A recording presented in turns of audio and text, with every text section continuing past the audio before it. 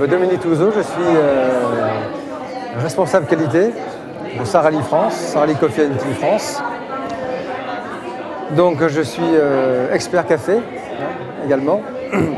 Donc je peux vous montrer un petit peu le processus de fabrication du café, entre autres, quand on part de la plante jusqu'à la torréfaction.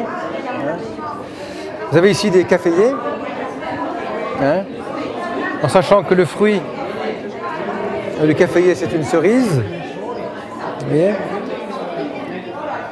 Donc dans une cerise, on a ce qu'on appelle des fèves, qui sont les grains de café vert en fait. Et donc on a deux fèves à l'intérieur d'une cerise.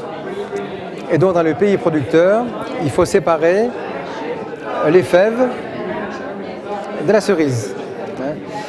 Et pour ça, on a différentes méthodes. On a d'une part ce qu'on appelle une méthode sèche. C'est lorsqu'on accueille les cerises, qui sont bien mûres, on les séche au soleil pendant 15 jours à 3 semaines.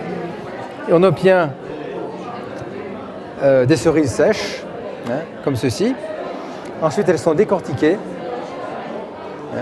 C'est très très dur, on a une écorce finalement. Elles sont décortiquées pour obtenir le café vert sous cette forme-là. Ce qu'on obtient, c'est le café vert.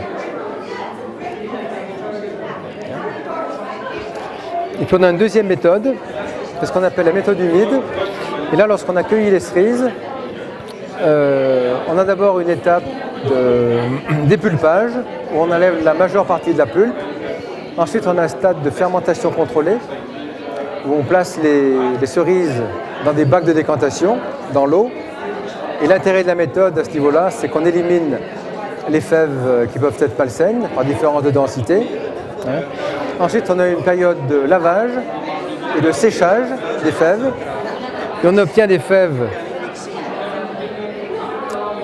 de ce type-là, ce qu'on appelle des fèves en parche.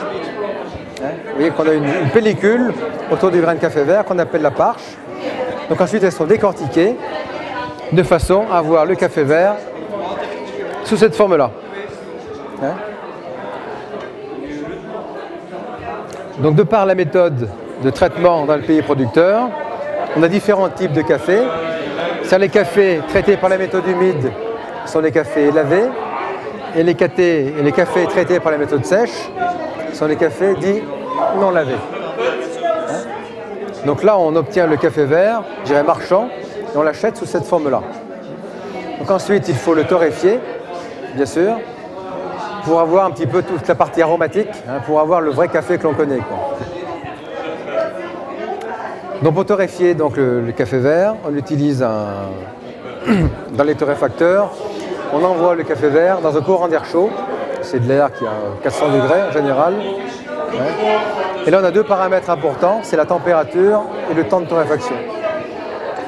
C'est la température, lorsqu'on torréfie à une température plus élevée, on a un café qui va être plus corsé, pour schématiser. Et si on torréfie à une température plus basse, on aura un café qui sera plus léger et moins agressif. Et au niveau du temps de torréfaction, lorsqu'on a un temps de torréfaction plus court, on met en évidence les caractéristiques spécifiques de chaque composant, aussi bien le positif que le négatif. Par exemple, si on a un café qui a un petit caractère acide, on va augmenter l'acidité. Si on a un café qui est plutôt amer, on va augmenter l'amertume.